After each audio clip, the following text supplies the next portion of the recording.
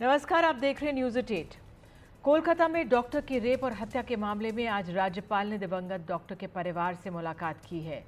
दिल्ली से लौटने के बाद परिवार से मिलकर सांत्वना दिया। उधर कोलकाता रेप और मर्डर केस की सीबीआई जांच जारी है।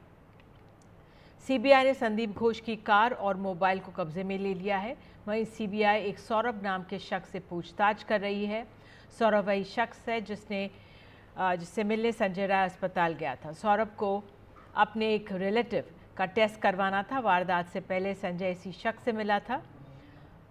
देश भर में डॉक्टर्स में इस घटना को लेकर बेहद गुस्सा है। कोलकाता में भारी विरोध प्रदर्शन लगातार जारी है और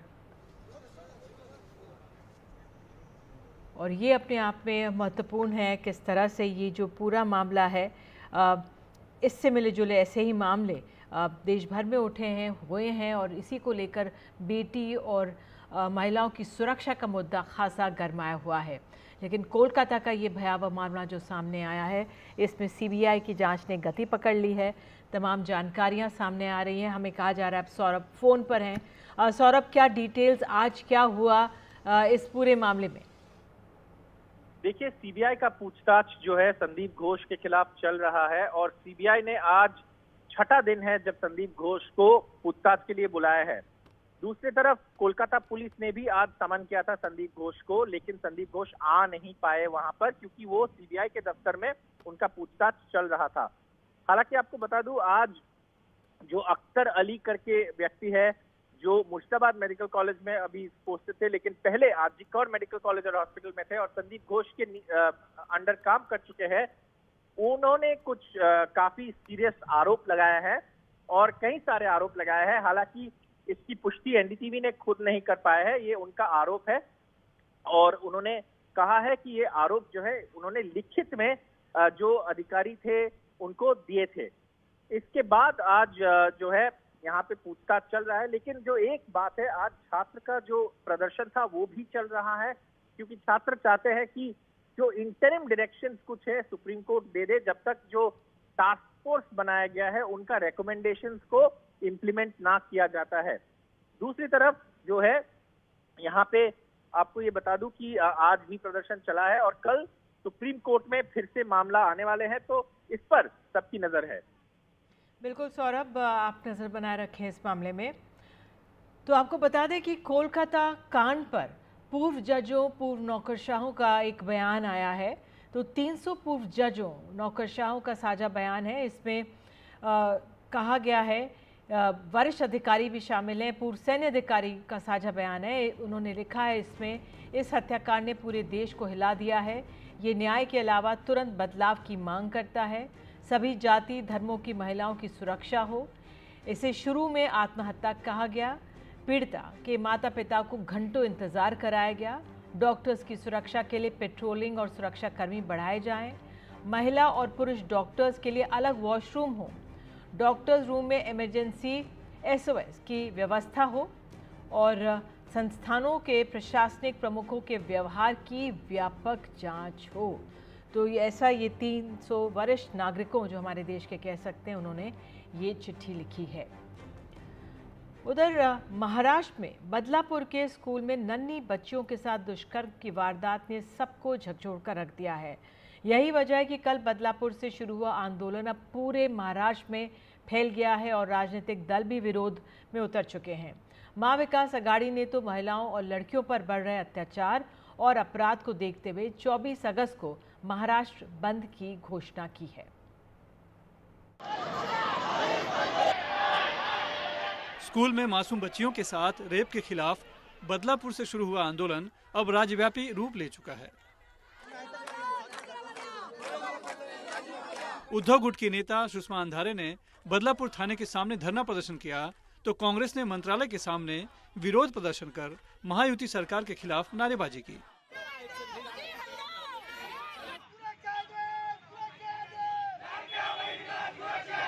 बात सिर्फ बदलापुर की नहीं है। अकोला, पुणे और मुंबई, हर जगह हो रही बच्चियों के साथ छेड़खानी और दुष्कर्म की वारदातों ने लोगों को झकझोर कर रख दिया है। महिलाओं की सुरक्षा को लेकर उठ रहे सवालों पर राज्य सरकार को घेरने के लिए विपक्ष ने 24 अगस्त को महाराष्ट्र बंद का ऐलान किया है।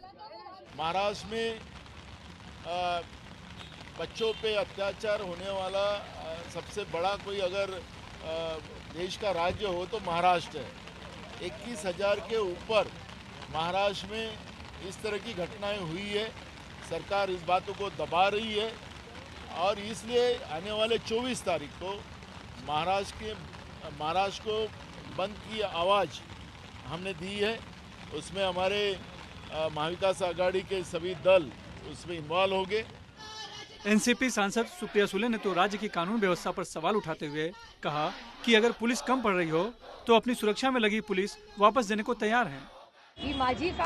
आप चाहें तो मेरी सिक्योरिटी निकाल दीजिए, लेकिन लड़कियों को सिक्योरिटी की जरूरत है। वहीं पूर्व गृह मंत्री अनिल देशमुख ने अपनी सरकार के दौरान पास शक्ति कानून की याद दिलाई और पूछा कि महिलाओं पर अत्याचार करने वालों को फांसी के फंदे तक पहुंचाने वाला शक्ति कानून क्यों मंजूर नहीं हो रहा। जब मैं गृहमंत्री था, ऐसा हमने शक्ति कायदा नामक एक कायदा बनाया था, जिसके जरिए जो भी ऐसा अत्याचार करता है उसको फांसी की शिक्षा देने का कानून हमने बनाया था। और ये कानून हमने बना के केंद्र शासन को मंजूरी के लिए भेजा था 3-3.5 साल पहले। अभी तक केंद्र शासन ने उसको मंजूरी नहीं दिया। इधर मुख्यमंत्री एकनाथ शिंदे ने मामले की निष्पक्ष जांच और फास्ट ट्रैक कोर्ट के जरिए दोषी को जल्द से जल्द सजा दिलाने का दावा किया है, लेकिन बदलापुर में हुए रेल रोको आंदोलन को राजनीति से प्रेरित बताया। कालचं जे आंदोलन होतं हे पॉलिटिकल मोटिवेटेड होतं असं माझं म्हणणं आहे। कल का जो आंदोलन था वो पॉलिटिकली मोटिवेटेड था, ये मेरा मानना है। एक आंदोलन में स्थानीय लोग ज्यादा होते हैं, पर यहाँ पर तो गाड़ी भर भर के बाहर के लोग ज्यादा थे। मंत्री महोदय ने उनकी मांगे मानी, फिर भी वो लोग वहाँ से नहीं हट रहे थे। सगळ्या मागण्या या मागण्या होत्या त्या सगळ्या पूर्ण केल्या तरी हटायचं काम नाव घेत नव्हते। याचा अर्थ त्यांना हे बदनाम करायचं होतं सरकारला। वैसे बदलापुर आज शांत रहा। किसी भी अनहोनी से निपटने के लिए पूरे शहर में सुरक्षा बल तैनात किए गए हैं। आरोपी अक्षय शिंदे को कड़ी सुरक्षा में कल्याण कोर्ट में पेश किया गया, जहां कल्याण कोर्ट के वकीलों ने ऐलान किया कि कोई भी उसकी पैरवी नहीं करेगा। ये बदलापुर की घटना निंदनीय है। जो छोटे बच्चे हैं जिसे कुछ मालूम नहीं है, 3-3.5 साल की बच्ची के ऊपर ऐसा प्रसंग हुआ है, रेप हुआ है, ये गलत है। ये समाज के लिए बहुत घातक है और ऐसे आरोपी जो गुनाहगार है ये समाज में घूमने नहीं चाहिए। इसके लिए हम लोगों ने जो निर्णय लिया है कि इसका वकालत किसी ने भी नहीं करना चाहिए। लाडली बहन योजना के जरिए हर महीने 1500 रुपए देकर महायुति सरकार ने बड़े पैमाने पर महिलाओं का समर्थन हासिल किया है, लेकिन बदलापुर जैसी वारदातों से कई तरह के सवाल खड़े हो गए हैं और विपक्ष को ये कहने का मौका मिल गया है कि महिलाओं को पैसा नहीं, सुरक्षा चाहिए। मुंबई से कैमरामैन दिनेश महिमाने के साथ सुनील सिंह, NDTV इंडिया के लिए। उधर महाराष्ट्र में अकोला के एक विद्यालय में शिक्षक पर 6 छात्राओं के साथ छेड़छाड़ का आरोप लगा। मामले में आरोपी शिक्षक प्रमोद सरदार के खिलाफ मामला दर्ज कर गिरफ्तार किया गया। आरोप है कि वो पिछले 4 महीने से स्कूल में पढ़ने वाली लड़कियों को अश्लील वीडियो दिखा रहा था। जब घर वालों की इसकी जानकारी मिली तो उन्होंने पुलिस थाने में शिक्षक के खिलाफ शिकायत दर्ज की। पुलिस ने शिक्षक के खिलाफ मामला दर्ज किया, उसे गिरफ्तार किया है। और जोधपुर में भी एक मासूम बच्ची के साथ अश्लील हरकत का मामला सामने आया। शहर के प्रताप नगर थाना क्षेत्र में मंगलवार शाम को घर के बाहर खेल रही 3.5 साल की मासूम के साथ एक व्यक्ति ने अश्लील हरकत की। बच्ची के घर लौट कर इस बात की जानकारी दी तो मां ने जाकर पुलिस में पॉक्सो के तहत शिकायत दर्ज कराई। पुलिस ने CCTV की मदद से आरोपी को हिरासत में ले लिया है। आरोपी होम गार्ड का जवान है। कल शाम के समय एक बालिका के साथ में किसी अज्ञात व्यक्ति ने, बच्ची बाहर खेल रही थी घर के बाहर, तो उसके साथ में छेड़छाड़ की और उसके बाद वह व्यक्ति चला गया और उसके घर वालों को पता चला तो उन्होंने यहाँ मुकदमा दर्ज कराया, जिसका अभी अनुसंधान किया जा रहा है। अभी मौके पे नहीं गए और आरोपी को आइडेंटिफाई कर लिया है और पूछताछ कर रहे हैं। 32 साल बाद आखिरकार अजमेर सेक्स स्कैंडल केस के आरोपियों को सजा सुनाई गई है। 6 आरोपियों को उम्र कैद की सजा सुनाई गई। ये कहानी 1992 की है, जब ब्लैकमेल और रेप की कहानी शुरू हुई थी। 100 से ज़्यादा लड़कियों से ब्लैकमेलिंग और रेप का सेहरा देने वाला मामला सामने आया। लड़कियों को फार्म हाउस ले जाया जाता था, उनके अश्लील फ़ोटो लेकर उनकी सहेलियों को जबरन बुलवाया जाता था। कुल कितनी लड़कियां इसकी शिकार हुई, इसका पूरा आंकड़ा भी नहीं है। अब 32 साल बाद इस मामले के आखिरी 6 आरोपियों को उम्र कैद की सज़ा सुनाई गई है। और वाकई में महिलाओं के मसले कितने महत्वपूर्ण हैं हमारे लिए, मध्य प्रदेश की एक जानकारी से आप जानेंगे। महिलाओं को मजबूत बनाने, उनके हितों की देखभाल, उनका संरक्षण करने, महिलाओं पर होने वाले अत्याचार और अपराधों पर त्वरित कार्रवाई करना जो महिला आयोग मध्य प्रदेश में सालों से बंद है। 50,000 से ज़्यादा शिकायतें लंबित हैं, लेकिन फिक्र किसी को नहीं है। पूर्व मुख्यमंत्री कमलनाथ ने अपनी सरकार गिरने के ठीक पहले कांग्रेस नेता शोभा ओझा को मध्य प्रदेश राज्य महिला आयोग का अध्यक्ष बनाया था, सदस्य भी नियुक्त किए थे, मगर शिवराज सरकार ने आते ही इन नियुक्तियों को असंवैधानिक बताते हुए रोक दिया था। नतीजा ये हुआ कि आयोग को मिलने वाली महिलाओं की शिकायतें सुनने के लिए 2020 से सदस्यों के संयुक्त बेंच तक नहीं बैठी है। आयोग में औसतन हर साल 3000 शिकायतें आती हैं। आज की तारीख में हजारों अर्जियां लंबित पड़ी हैं।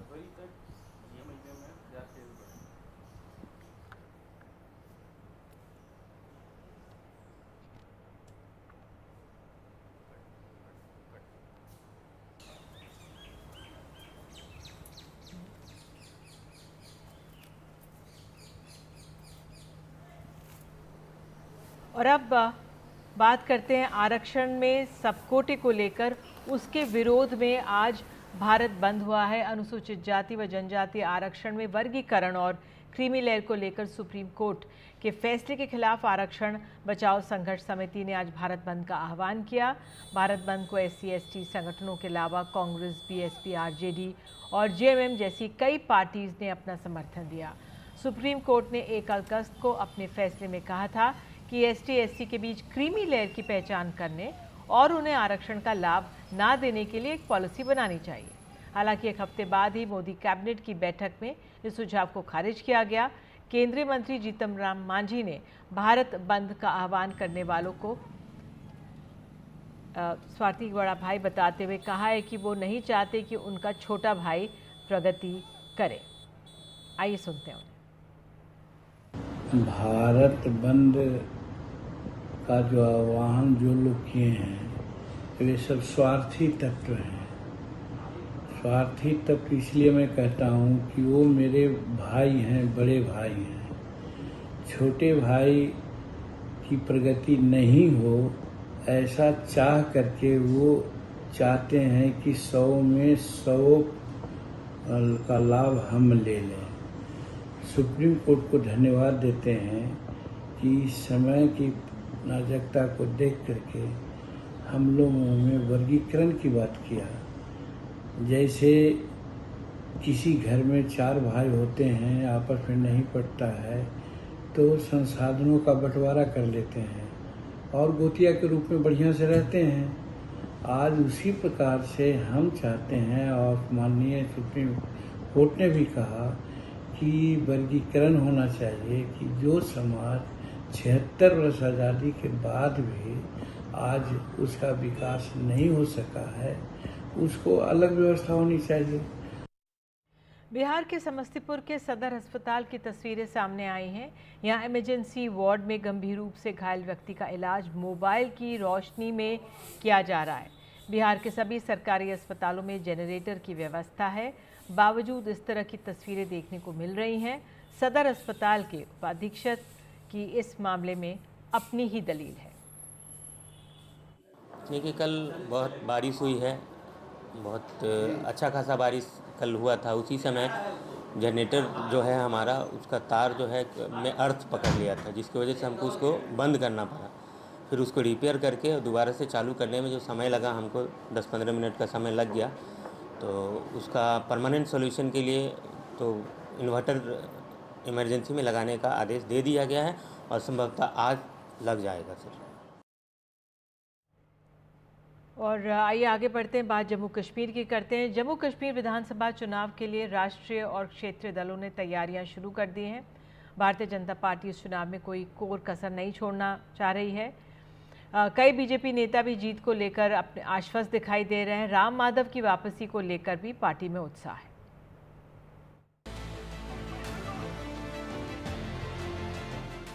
क्या जम्मू कश्मीर में भाजपा अकेले चुनाव लड़ेगी? क्या कश्मीर में निर्दलीय उम्मीदवारों के समर्थन से पार्टी मैदान में उतरेगी? क्या किसी अन्य राजनीतिक दल से पार्टी गठबंधन नहीं करेगी? बीजेपी में लगातार बैठकों के दौर चल रहे हैं। माना जा रहा है कि राम माधव की वापसी भी इसी रणनीति के तहत हुई है। भारतीय जनता पार्टी पूरे तरीके से जम्मू कश्मीर में असेंबली इलेक्शंस की तैयारियों के सिलसिले में मैदान में उतर चुकी है।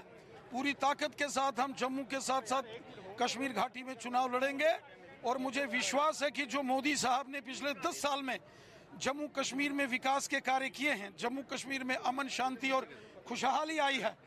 दिल खोलकर हिंदुस्तान का देश का खजाना मोदी साहब ने जम्मू कश्मीर के डेवलपमेंट के लिए खोला है और मुझे विश्वास है कि जम्मू कश्मीर की जनता दिल खोलकर बीजेपी को वोट देगी और यहाँ बीजेपी की सरकार बनेगी।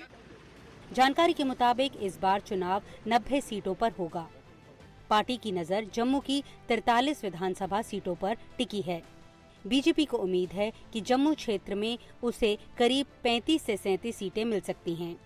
बहुमत के लिए वो कश्मीर क्षेत्र में जीतने वाले 8 से 10 निर्दलीय विधायकों पर दाव लगाएगी। इसके अलावा जम्मू कश्मीर विधानसभा चुनावों के लिए उम्मीदवारों के लिए ऐसे चेहरों को मौका देगी जिनकी उम्र 40 साल से कम है। कश्मीर के लिए बीजेपी ने दूसरे दलों के अल्पसंख्यक नेताओं पर भी नजर टिका रखी है। बीजेपी जल्द ही उम्मीदवारों की पहली लिस्ट जारी करेगी। पार्टी अगले हफ्ते से चुनाव प्रचार की शुरुआत कर सकती है।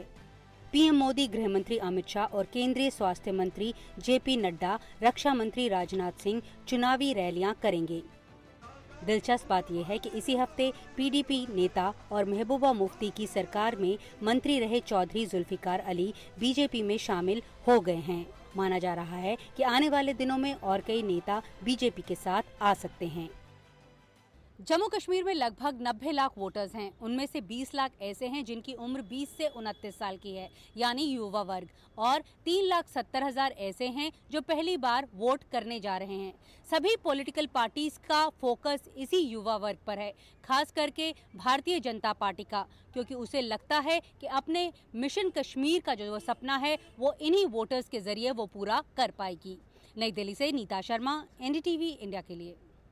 और कांग्रेस खेमे में भी तैयारियां शुरू हो गई हैं। राहुल गांधी और कांग्रेस पार्टी अध्यक्ष मल्लिकार्जुन खड़गे भी श्रीनगर पहुंच गए हैं। कल महत्वपूर्ण बैठक होगी कांग्रेस खेमे में। आइए आगे बढ़ते हैं। प्रधानमंत्री नरेंद्र मोदी पोलैंड पहुंच गए। प्रधानमंत्री का पोलैंड में ज़बरदस्त स्वागत हुआ। 45 साल बाद पोलैंड की धरती पर कदम रखने वाले मोरारजी देसाई के बाद प्रधानमंत्री मोदी हैं आप पोलैंड में आज, और कल रहने के बाद वो 23 अगस्त को यूक्रेन का अहम दौरा करेंगे। तो आपको बता दें 1954 में बने पहली बार कूटनीतिक रिश्ते, भारत और पोलैंड के रिश्ते जो हैं वो अहम हैं। 1954 में भारत में खुला पोलैंड का दूतावास और वॉर्सो में 1957 में खुला भारतीय दूतावास। दूसरे विश्व युद्ध में भारत में 6000 पोलिश नागरिकों ने ली शरण। भारत के राष्ट्रपति, उपराष्ट्रपति, प्रधानमंत्री जाते रहे पोलैंड। मोरारजी देसाई पोलैंड जाने वाले आखिरी प्रधानमंत्री रहे। पंडित नेहरू, इंदिरा गांधी भी उनके पहले पोलैंड गए थे। 2017 में उपराष्ट्रपति हामिद अंसारी ने पोलैंड का दौरा किया। 2009 में राष्ट्रपति प्रतिभा पाटिल भी पोलैंड गई थी और अब प्रधानमंत्री नरेंद्र मोदी वहां पर पहुंचे हुए हैं।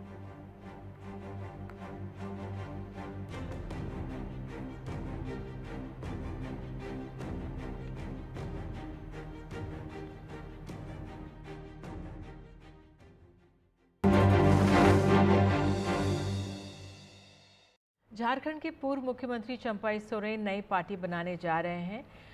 कभी हेमंत सोरेन के सबसे करीबी रहे चंपाई सोरेन को पिछले महीने सीएम पद छोड़ना पड़ा था, जिसके बाद फिर से हेमंत सोरेन मुख्यमंत्री बने। इससे चंपाई सोरेन नाराज बताए जा रहे हैं और पहले सोशल मीडिया पर अपनी बात रखी और आज नई पार्टी बनाने की बात कही है। उनकी पार्टी से जेएमएम को नुकसान और बीजेपी को फायदा होने के कयास लग रहे हैं।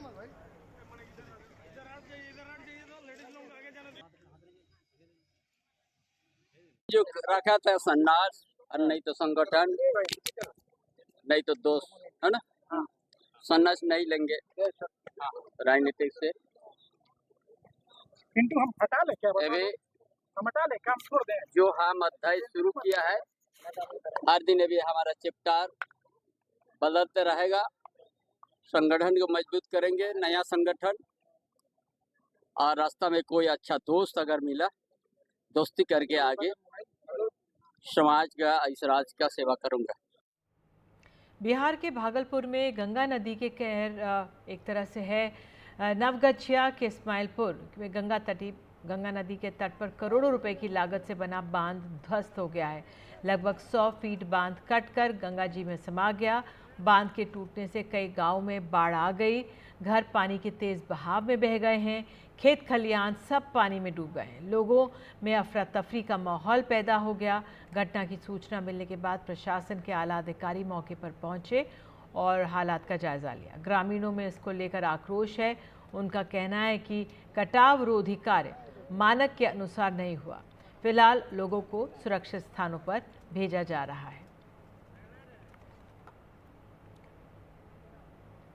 उधर बाढ़ की वजह से त्रिपुरा में हालात गंभीर हैं। त्रिपुरा में बाढ़ की वजह से अब तक 7 लोगों की जान जा चुकी है। 6000 लोगों को राहत शिविरों में पहुंचाया गया है। एनडीआरएफ और असम राइफल्स की टीम्स बचाव में लगी हुई हैं। त्रिपुरा सरकार ने और एनडीआरएफ की टीम्स की मांग त्रिपुरा में मौसम विभाग ने कई चेतावनियां जारी की हैं।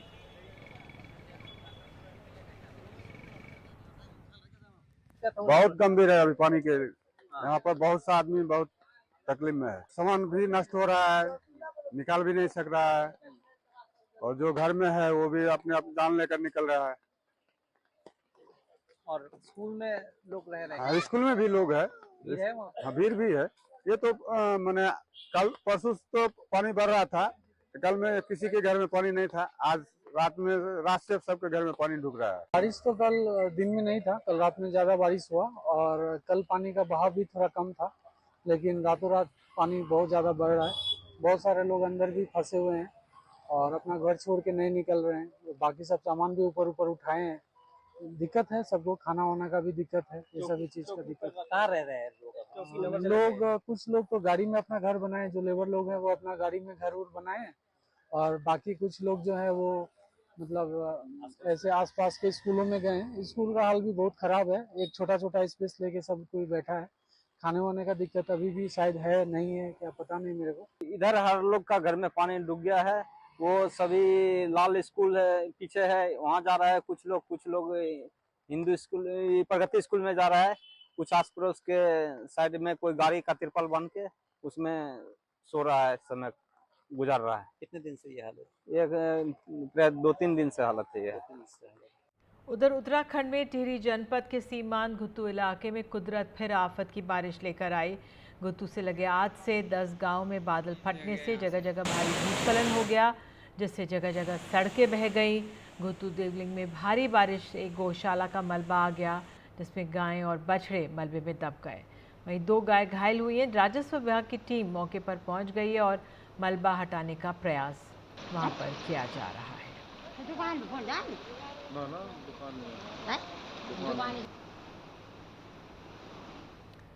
और इसी के साथ न्यूज़ 8 में इतना ही, लेकिन खबरों का सिलसिला NDTV इंडिया पर जारी रहेगा। नमस्कार।